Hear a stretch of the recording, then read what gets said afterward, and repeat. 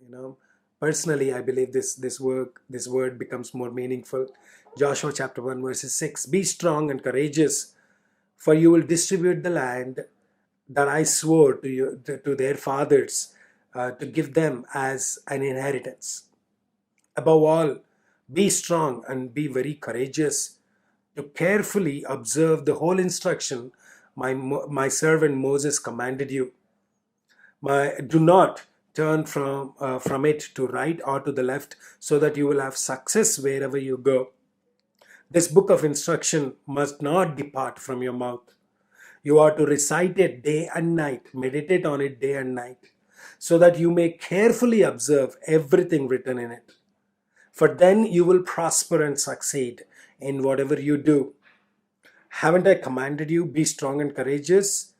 Do not be afraid or discouraged, for the Lord your God is with you wherever you go. What a promise, isn't it?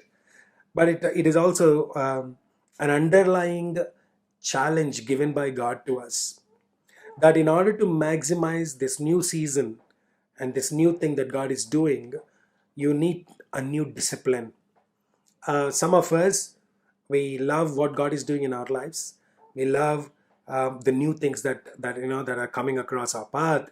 Chances are that we are not in a habit of being consistent with what God asks us to do.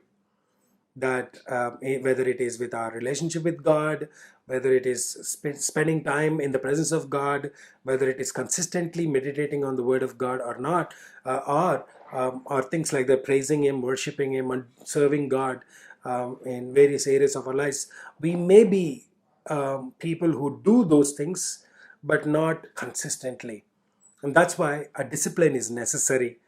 God talking to Joshua says that day and night meditate on this. Day and night, do not forget to follow this. It's a very important principle. Growing up, I hated running.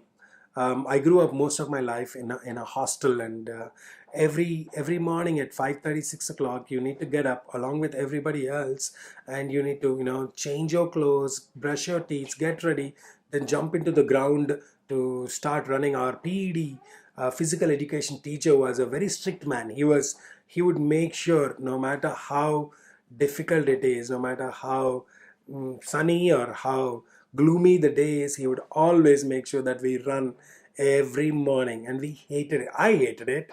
The thing is this, that while I hated running every day, I could see there were so other young people who actually liked it. Other children in the hostel who enjoyed hitting the ground, and every day for them it is a joy. But I mean, looking back at it now, I realize the older I grew, and the more I realized the importance of running every day and the thing that it can do to our physical health. I wish I had been consistent in that discipline of running. I think it's the same with our spiritual life. If we are not consistent in our relationship, in our communication with God, with a discipline, at some point we're going to look back at our lives and say, I wish I had done that. I wish I had consistently done that, because I would have grown from the level that I am in today to a different level. I would have made every opportunity pay well back to me. I would have made sure that I served God much more faithfully. Probably that's what you would end up thinking if you are not consistent. You see, Isaiah chapter 40 verses 31 has a beautiful promise from God, who consistently maintain their lives. He says, but those who wait on the Lord shall renew their strength. They shall mount up with wings like eagles. They shall run and not be weary. They shall walk and not faint. It's easy for us to consistently do certain things for some time and then lose interest as as the time goes by. But here is the promise to you: if you can consistently do it, even when you feel like giving up, if you consistently follow a discipline, then God would renew your strength to go much further than what you have come so far. And where you're ready to give up, He will renew your strength, and then He will, You will receive so much strength, you will mount up with wings like eagles. There are multiple demands on our time.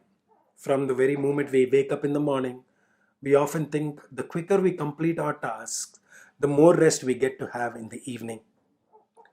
Truth is, and this is true and you know this, that um, trying to get through the day without actually first meeting with God causes us to feel greater sense of weariness at the end of the day.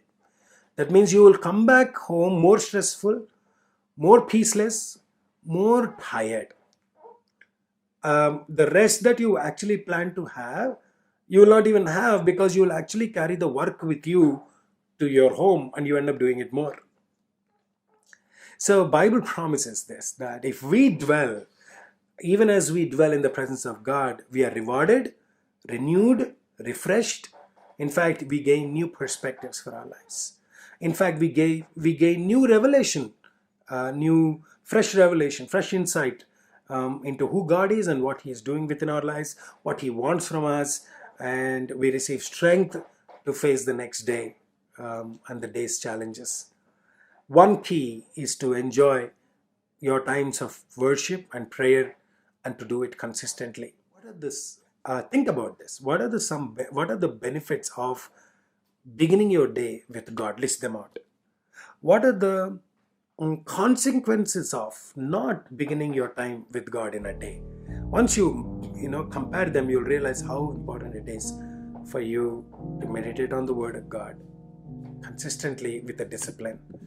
Make small changes, little changes, one step after another, in order to accommodate more time with God, in order to make sure it becomes a daily routine and becomes a delight for you. I want to see each one of you at a place of delighting in the presence of God rather than doing it out of duty. May God help you to do that. God bless you.